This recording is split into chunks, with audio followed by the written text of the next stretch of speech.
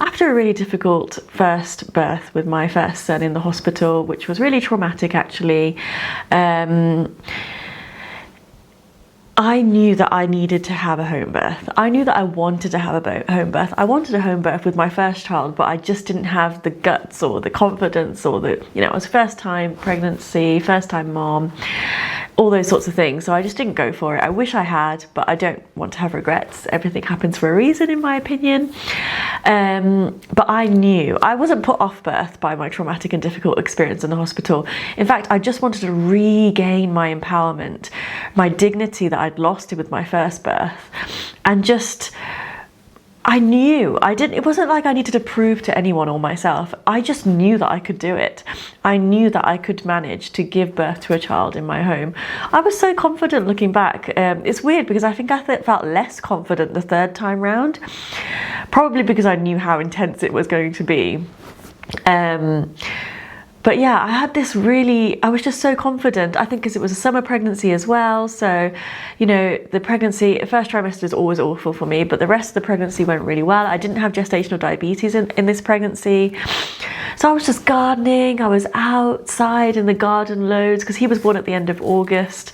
So yeah, it was harvest season. So much good energy was coming into my soul, into my body, and I was excited for birth. He came literally on the due date. There was a bit of stress because we just moved into this house on the 1st of August and he was born on the 25th of August on his due date. So we just had like 3 weeks to, and the house needed some work. It needed things doing, like some paint and etc.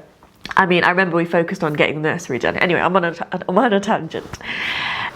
So yeah, it was a night before my due date.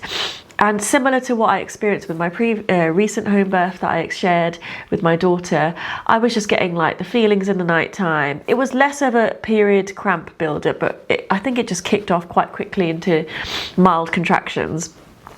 So I knew things were happening. I decided to run a bath because I knew that would help ease the pain, and it did. I remember having the contractions in the bath and just breathing through. And then we moved downstairs. My eldest son, was sleeping in his room. He was a regular sleeping through the night kind of child, so we weren't really worried about that, but we got my dad to collect him the next morning around about 7 a.m. because things were getting quite intense. I was in this room. It didn't look like this at the time. It was pink walls, and because we'd just moved in, and we had 5 kittens at the time as well, so they were running around, but we did get them out eventually because it was going to get intense, and we had the birthing pool. We didn't want them to pop it or anything like that. So they were out in the garden. It was daytime, so that was fine. Yeah, so yeah, around about 7 a.m. it was all kicking off. And then I think I was just getting through it with my birthing comb. The birthing comb I have so much love for. They have gotten me through all my pregnancies. Not my first one. I didn't use it very much with my first birth, but I used it religiously with the second 2. And yeah, breathing in the birthing comb. But I think probably around about 9 a.m. was when we called, because yeah, it was getting intense. So we called up the team. We wanted to just let them know what was going on. It was great because the same midwife, Alice, she was so amazing. She was I think the best thing about home birth is that you often get a consistency of care. You see familiar faces. I had the same midwife all through my appointments in my home and for my birth. It was amazing, and for my aftercare. Anyway, she decided to come, and she came with a support midwife, I think, to check in on how we were doing. And it's interesting because obviously that she isn't a stranger necessarily, but maybe it was just the idea of someone outside coming in. And I was having intense contractions, struggling to breathe through them. As soon as they came through the door into this room, I remember I was lying on a little daybed that we had. I was leaning against the daybed. The contractions stopped. I could not believe it. I turned to them and said, I'm so sorry. Literally right before you were here, I was having really intense contractions and now nothing is happening. And I'm talking nothing. But they smiled. They were positive, and they literally said, Sabrina, that's totally normal. We're so used to that. It's very common for that to occur. Don't worry at all. It will pick up again probably as soon as we go. But if that were to happen in the hospital, and it did happen to me in the hospital, it would be all frowns and, right, well, you've got an hour, you need to get dilated, otherwise, they're busy, they need to get people in and out. I get it as well, but that is why I didn't want to be in the hospital, one of many reasons. I've got a separate video of my first traumatic hospital birth and why I decided to have a birth at home, so I can share those in the link below. So yeah, they did a couple of checks, but they said, look, we'll just come back in a bit, just call us if anything picks up. And I kid you not, they left. The second they left, the contractions started again. Me and my husband, we were just in awe at how incredible the body is. It just knows. And I think, yeah, the hospital doesn't realise that things can just go from 0 to 100 really quickly, because that's what happened to me. In the next hour, we were calling them back again because it was so intense. I was struggling to breathe through and use the birthing comb. I needed some support, and you know, I could see I was entering active labour stage. So they arrived and they quickly could see that I was in active labour. They told my husband to set up the birthing pool, which was sort of where, over in this area is where the birthing pool was set up, which is good because it was connected to the kitchen here with the wire. It's interesting because I gave birth, well, the birthing pool, etc., was in the other room for my daughter, but yeah, both rooms. So yeah, and it was all happening. So the birthing pool takes a bit of time to get set up. But yeah, a bit of a complication, not really a complication, but a bit of a difficulty, because the midwife did say to me, my named midwife, she said, look, I'm on till 4 o'clock. And because I had a previous C-section, so I really had to fight for this birth. I had to fight for the home birth. It took a lot of deliberation. It helped that I didn't have the gestational diabetes, and eventually the consultant did approve my home birth, but on a condition that I had various amounts of midwives present, I think at least 2. But she explained that she was like, after 4 p.m. it's going to be difficult for me to have someone come and replace me, so you might, like, ideally we want things to happen by that time. So it wasn't her fault, but it did put a bit of a timer on it for me. And then as things progressed, there was a moment where I think the midwife just checked and she said, oh, are you feeling pressure where your scar is? And I think technically I was, because where the scar is right where the baby's head was. And so when I said yes, they were a bit concerned and worried. They thought maybe that could be a sign of uterine rupture. So they were recommending me at that point to go to hospital.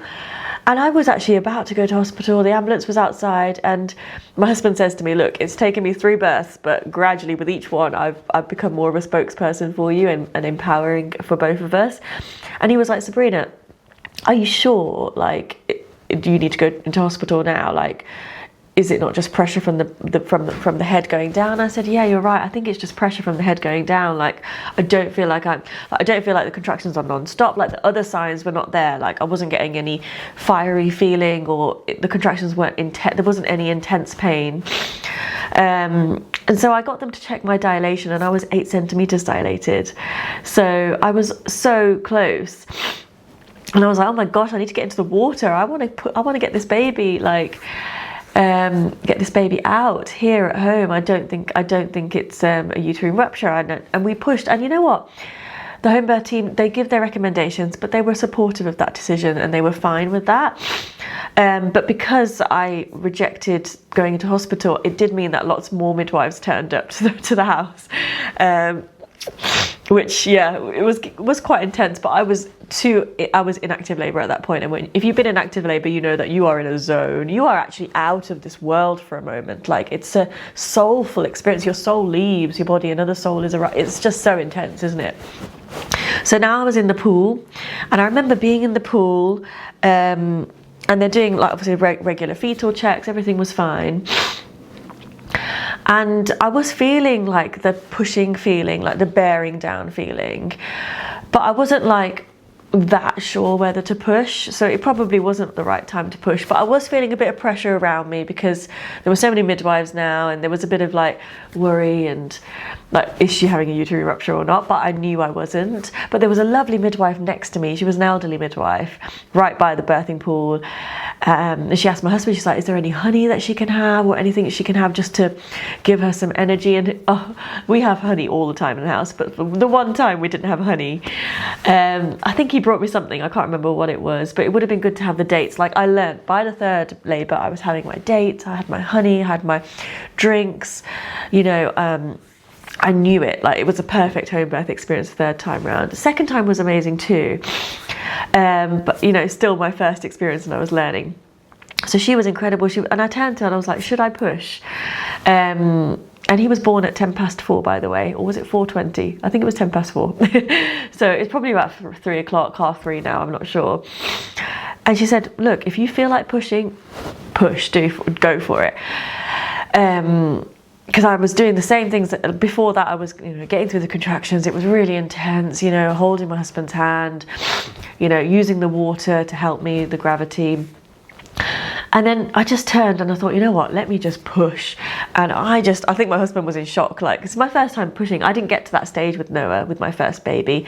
Obviously I had an emergency C-section, so I never got to experience the feeling of the pushing of the baby. And it was like, I was just screaming, pushing, and it was all happening. And they were obviously regularly checking the fetal heart rate in between. And I think there was a moment where the oxygen, or I don't know how to explain it, or the baby's heart rate wasn't quite catching up. I kind of, looking back, I kind of wish that I'd said, oh, can you just give me one more contraction to try and push him out myself, or can we check it again?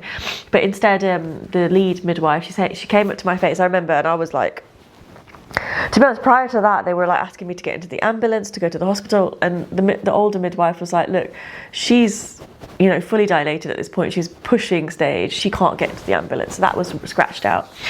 And then the midwife came up to me and she said, and this was my lead midwife that I always had, and she said, look, Sabrina, baby's in distress, the heart rate's not coming back up, we're a bit worried, we need to do an episiotomy. And in that moment, you can't really make decisions, or you're just out of it. I was out of it. So they said, we want to get you out of the water, and it felt urgent. So I got out of the water and I was just sort of sat on the ground, and she said, look, on the next contraction, I want you to push.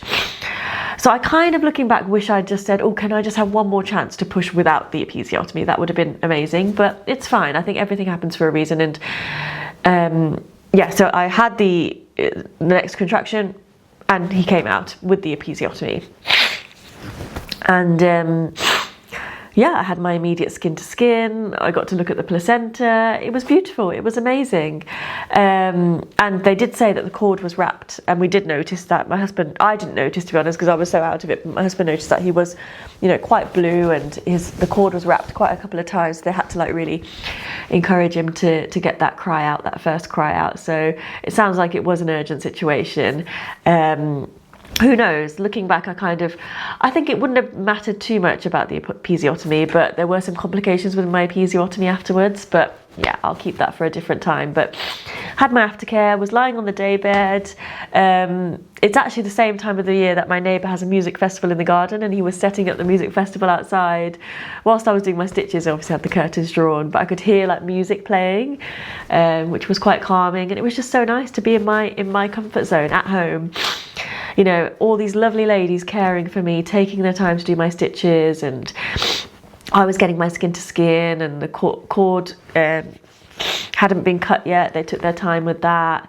So my baby was getting all that delicious, juice from the placenta, the blood, and all the minerals, and, all the good stuff. And yeah, he was born. I think about 4:10. I'm pretty sure it was 4:10. My mind has gone blank, but it was 4-ish. And he was perfect at 7 pounds, 8 ounces.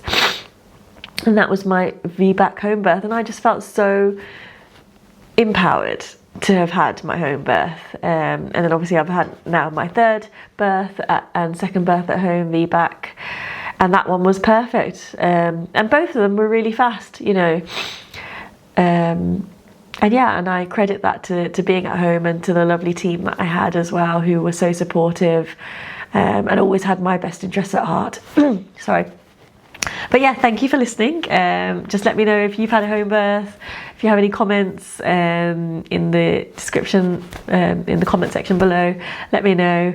If you're pregnant, if you're expecting, if you're thinking about having a home birth. But yeah, thank you.